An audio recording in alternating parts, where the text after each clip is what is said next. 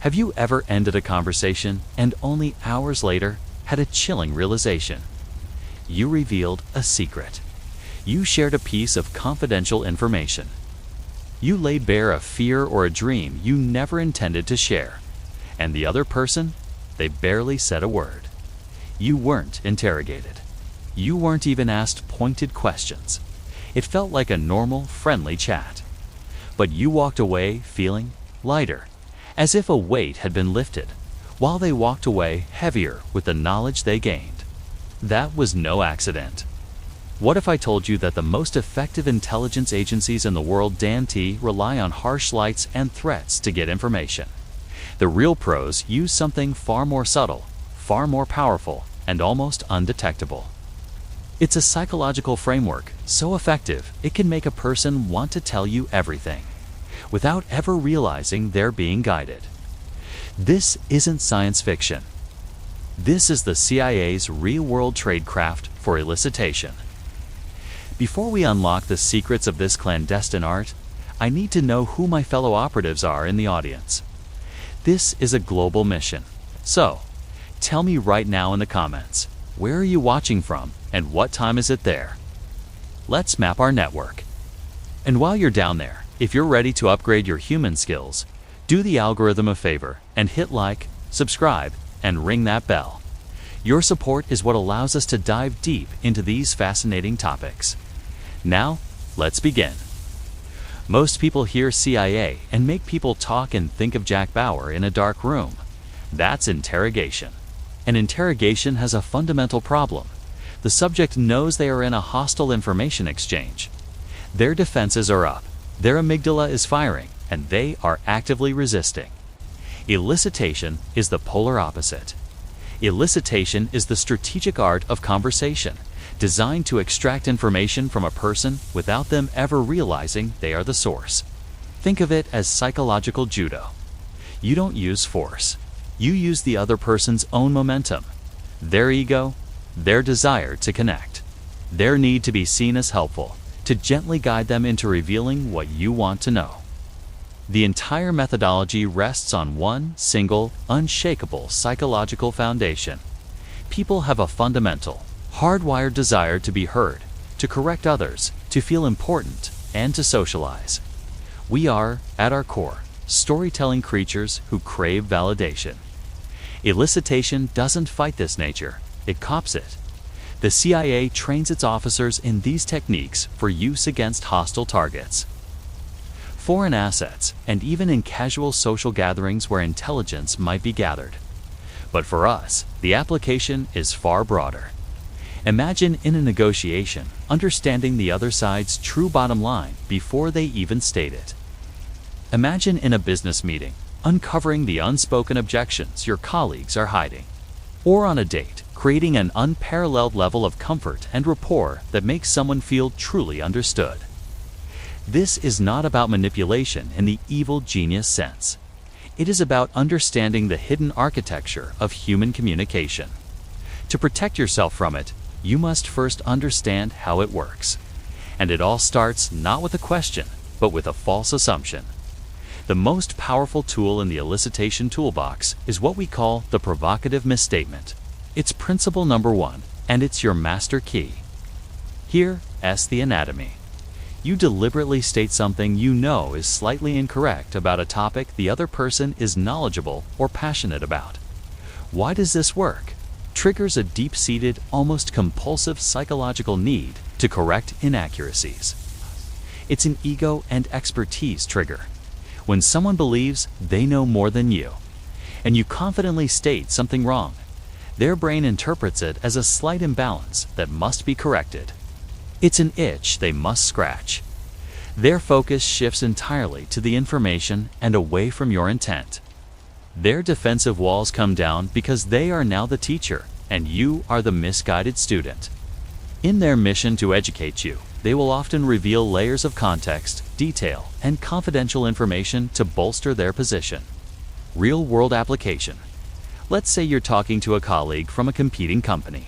You want to know about their upcoming product launch. The wrong way. So, when is your new product launching? Direct question raises guards. The Elicitation way. I have to say, I was really impressed hearing that you're pushing for a Q1 launch. That's an aggressive timeline. Now you have no idea if it's a Q1 launch. You've misstated their timeline. What happens? They will feel compelled to correct you. Oh no, where'd you hear that? Q1 would be impossible with the current supply chain delays. We're looking at a soft launch in late Q3. In one sentence, they've not only given you the real timeline, but also revealed a critical piece of internal intelligence. They are having supply chain delays. You didn't ask a thing. You simply stated something wrong, and they filled in the blanks voluntarily to set the record straight. This is the power of elicitation. It feels like their idea to share. But this is just the first move. A single tool is not a toolkit. To truly master this, you must layer it with other principles, which we will do next. So, you've planted the seed with a misstatement. You've seen how a simple, deliberate error can unlock a torrent of information as someone rushes to correct you. It's powerful, right? But what if the person is more guarded? What if they simply shrug and say, "Yeah, maybe," and don't take the bait? What if your provocative misstatement just lies there, dormant? This is where most amateurs fail. They have one trick, and when it doesn't work, they're back to square one. But you are not an amateur. You understand that a single principle is a trick. Multiple principles working in concert are a strategy. And the goal of this strategy is to build an environment of such comfort and unconscious trust that information flows as naturally as breathing. You're not just poking at their defenses, you're inviting them to lower the drawbridge themselves. This is where we move from the provocative to the personal. Well, strategically personal. We're going to talk about the glue that holds all human relationships together and how you can use it to create a powerful psychological alliance.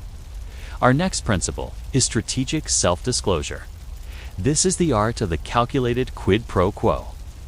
The psychology here is one of the most powerful, hardwired forces in human interaction, the rule of reciprocity. Pioneered by Dr. Robert Cialdini, this principle states that we are neurologically programmed to feel obligated to return a favor. It's a social contract etched into our DNA. If someone gives us a gift, we feel a deep, almost uncomfortable urge to give one back. If someone does us a kindness, we feel indebted. If someone shares a secret, we feel a subtle, gnawing pressure to share one of our own. This isn't just politeness, it's a fundamental mechanism of social cohesion. For our ancestors, reciprocity ensured the sharing of food and resources, which was essential for survival. That ancient wiring is still live in your brain today. The elicitation expert uses this not as a blunt instrument, but as a precision lure. You consciously and deliberately share a small, semi-personal, or slightly vulnerable piece of information about yourself. The key is that it must feel genuine. It must feel like a gift of trust. It can't be a transparently fake story. This act of vulnerability creates a subconscious social debt in the other person's mind. They feel a slight, often imperceptible, sense of imbalance. To restore the equilibrium of the conversation to feel comfortable again, they will almost always feel compelled to match your level of disclosure. They will offer a piece of information of similar or greater value to settle the score. Let's make this real. Imagine you're trying to get a new client to reveal their true budget, which they are guarding closely. They see you as a vendor, an outsider. Your goal is to become a trusted partner. The wrong way? So, what's your budget? This is the classic mistake. It puts them on the spot, invites a lowball or a deflection, and frames the conversation as purely transactional. The drawbridge slams shut. The elicitation way. You lean in slightly, lowering your voice a notch to create intimacy. You make steady, calm eye contact. Look, can I be frank? The last project we did like this, we made the mistake of not being upfront about costs from the start. We were too eager to please, and it created some real tension with the client down the road when unexpected charges appeared. It was a tough lesson, I really want to avoid that with you because I genuinely believe in this partnership and want it to be built on total transparency. Analyze what you've done. 1. You've shared a minor failure. You've revealed a past professional vulnerability. This is counterintuitive for most people who want to project an image of flawless competence. But that perfection is intimidating and creates distance. Sharing a small learned from failure makes you seem human, relatable, and trustworthy. 2. You've framed it as being in their interest. You've connected your past mistake to their future benefit. You're not just sharing a story, you're sharing a lesson you learned for them. This frames you as an ally, not an adversary. 3. You've activated reciprocity. You've given them a gift. The gift is honesty, vulnerability, and a commitment to transparency. Their brain now registers a social debt. The client, now feeling this reciprocal pull, will often respond with something like, "I really appreciate you saying that." Honestly, our last vendor had massive transparency issues too, which is why we're so cautious now. The board has actually capped us at $50,000 for this initial phase. So we have to be very, very careful about where every dollar goes. Boom. The heavily guarded number is now on the table. You shared a story. They shared a hard fact. You gave them vulnerability. They gave you data. Reciprocity in action. The conversation has now shifted from a vendor-client interrogation to a partnership problem-solving session, and you are firmly on the inside. But we're not done building our foundation. Rapport isn't just about trading secrets. It's about making the other person feel truly, deeply heard and valued. This brings us to our third principle, which is perhaps the most elegant and disarming of them all. We call it the curious ignorance play, or the teach me gambit. This is where you actively and sincerely position yourself as the humble student and them as the respected mentor. You are not challenging them as with a misstatement. You are appealing to their expertise. You are feeding their ego directly and in a way that feels completely genuine. People have an immense, often unfulfilled, desire to feel smart and to be seen as an authority. When you ask someone with genuine curiosity to explain something they are passionate or knowledgeable about, you are giving them a gift of immense value, your undivided attention and respect. You are validating their intelligence and their experience.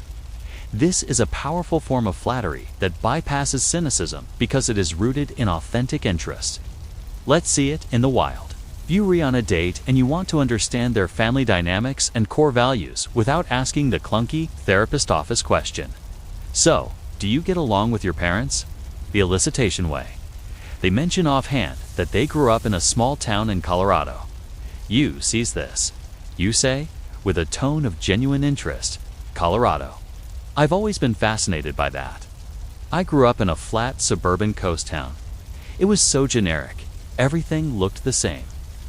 What was it like growing up there? Really?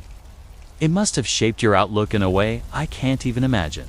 Was it one of those places where everyone knows everyone?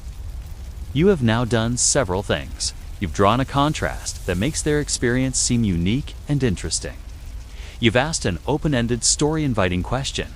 What was it like? And you've ended with a gentle, assumptive nudge, where everyone knows everyone, which gives them a structure to start their story.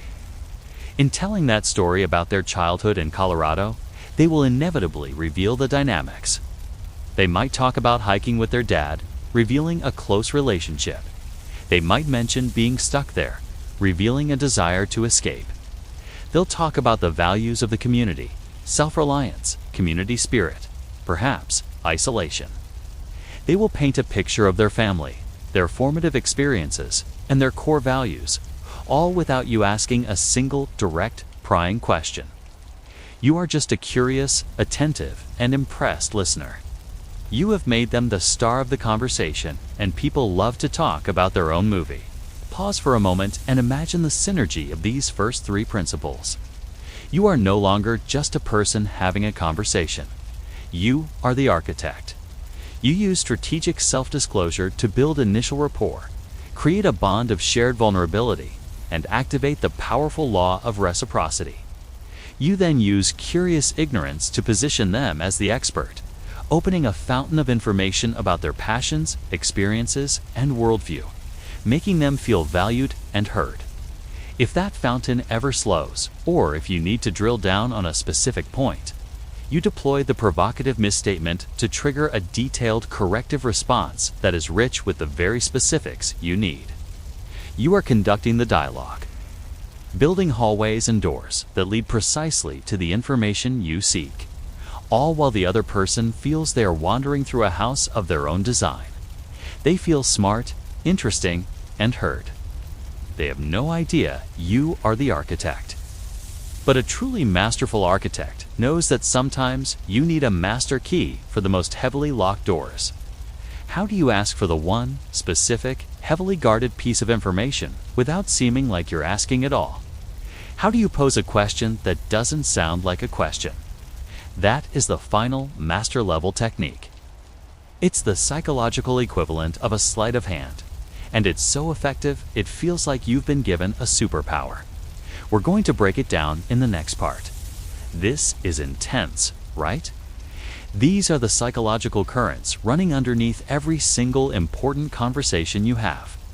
I want to hear from you. This is a live workshop. Which of these principles have you seen in action? Have you ever had someone use a misstatement on you? Or have you felt the undeniable pull of reciprocity after someone shared a secret with you? Drop your story in the comments below. Let's dissect the real-world application of this tradecraft. Your experience is a crucial data point for all of us. Let's get this conversation started. So far, we've built a formidable arsenal. You know how to use a provocative misstatement to trigger someone's compulsive need to correct you. You've mastered strategic self-disclosure to build rapport and activate the powerful law of reciprocity. And you can deploy curious ignorance to make someone feel like a respected mentor. Opening a floodgate of personal stories and values, you've built the rapport. You've established the rhythm. The stage is set, but now we arrive at the moment of truth. How do you get the one thing you came for?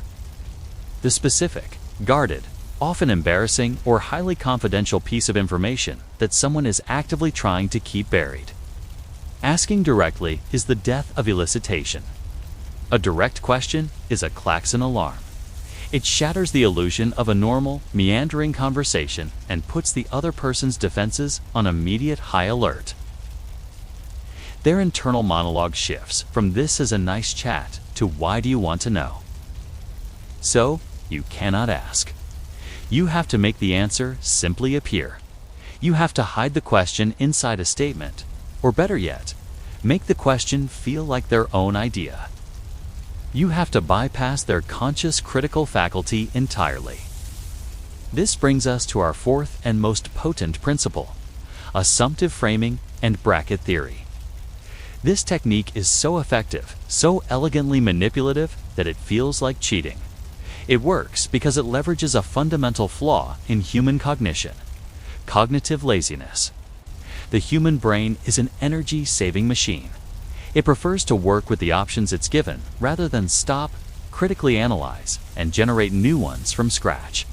It takes the path of least resistance. Assumptive framing is the art of asking a question that presupposes a core fact is already true. You don't ask if something happened. You ask how or when it happened based on an assumption you present as established fact.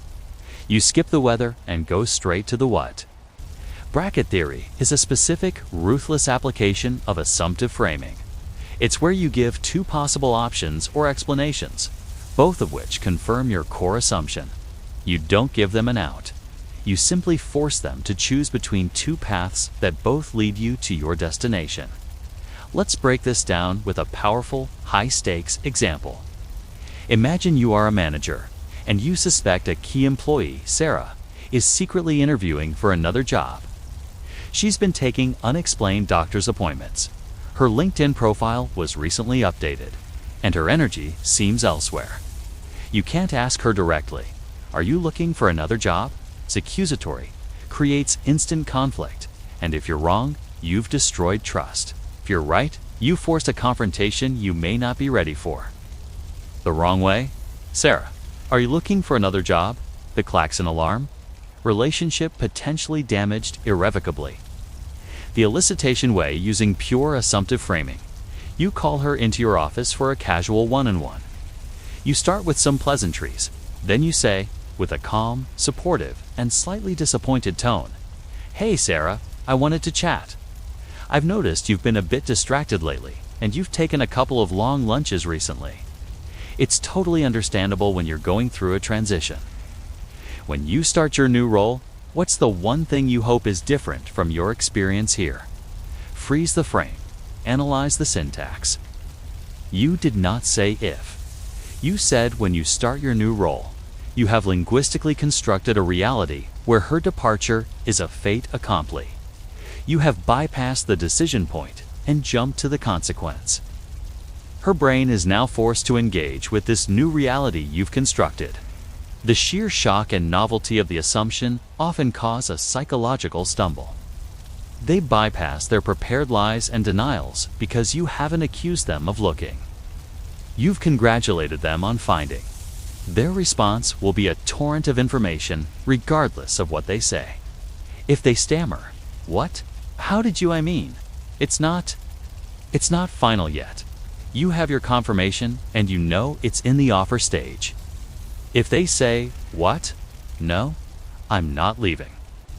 But their face flashes with panic for a microsecond before settling into a mask of defiance. You have your answer. The body never lies as easily as the tongue. If they calmly say, "Actually, I'm really happy here," you can smoothly pivot without having made an accusation. "Oh, good. I'm genuinely glad to hear that. I just wanted to check in because I value you and had noticed a shift. So let's talk about how we can make things here even better for you." You lose nothing. Now, let's use bracket theory for the same scenario. This is even more constraining. The elicitation way, using bracket theory. "Sarah, I've noticed you've been a bit distracted. It's totally normal when you're making a move. So, is the new job at a startup, which would give you more equity? Or is it with another larger firm like ours that probably offered you a bigger base salary?" You have now done something brilliant and devilish. 1. You've assumed the core fact. You've stated she is making a move. 2. UVB bracketed the possibilities. You have not given her the option of no new job. You have only given her two paths, startup or large firm. You have also embedded the likely motivations for each path: equity versus salary.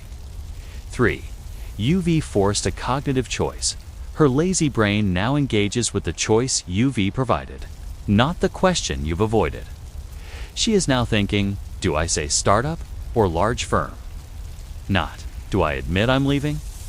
Her response will be utterly revealing. How did you know it was a startup? Equals confirmation. It's actually neither. It's a mid-sized tech company. Equals confirmation and specific detail. The salary was just too good to pass up. Equals confirmation and motive. You have asked without asking. You have framed, and they have filled in the frame. Let's apply this to a sales context. You need to know the prospect's decision-making timeline, but they're being vague. The wrong way. So, when do you think you'll make a decision? Invites a vague, non-committal answer. The elicitation way bracket theory. Based on what you've told me about your quarterly goals, it sounds like this is a priority. To make sure we can meet your timeline, is the final decision going to be made by the end of this month? Or will it likely spill over into the first week of next month? You've assumed the decision will be made. You've just asked for the date. You've bracketed the time frame. They will almost always correct you and give you the real date. This is the pinnacle of conversational control. But with great power comes great responsibility. As we put all these pieces together into a single, seamless interaction in our final parts, we must confront the profound ethical weight of this knowledge. This is not a parlor game. This is a form of power. And power must be handled with care, both for your own integrity and for your own protection. Your mind is probably racing with the possibilities and implications of this. It's a lot to process. The comment section is our lab. I want you to try a practice drill. Take a current challenge in your life, a negotiation, a difficult conversation, a sales hurdle. In the comments, write out the wrong way to ask your question, and then try to craft an assumptive frame or a bracket around it. Let's workshop this together. Your real-world scenario could help everyone else see how to apply this master stroke. This is the final stage of our training. You are no longer a novice. You now possess the core components of a formidable psychological toolkit. You understand the trigger of the provocative misstatement, the bonding power of strategic self-disclosure, the ego-stroking elegance of curious ignorance, and the surgical precision of assumptive framing. But a toolbox is not a blueprint. A pile of bricks is not a cathedral. The ultimate power lies not in knowing these principles in isolation, but in weaving them together into a single, seamless, and utterly natural conversation. This is the art. This is the synthesis. Let's construct a real-world op from the ground up. Let's say you are a business owner and you're at a networking event. Your goal is to discover if the founder of a promising startup, let's call him Alex, is open to an acquisition offer and what his biggest fear about selling might be. This is highly sensitive, guarded information. The operation, Project Merger Phase 1. Rapport and positioning using curious ignorance and strategic self-disclosure. You don't begin with a misstatement or an assumption. You begin with humility and reciprocity. You find Alex and you open with curious ignorance. You're Alex, right? I've been following your company's growth. Seriously impressive. I have to admit, I tried to build something in that space a few years back and I completely misjudged the market fit. What was the key insight you had that made it all click for you? Look at what you've done. You've complimented him. You've used strategic self-disclosure by sharing your own past failure, making you relatable and trustworthy. And you've asked a curious ignorance question that positions him as the genius. He is now predisposed to like you and see you as a thoughtful peer, not a predatory acquirer. Phase 2. The soft probe, using the provocative misstatement. As he explains his success, you listen intently. Then you gently deploy a misstatement to probe his attachment to the company.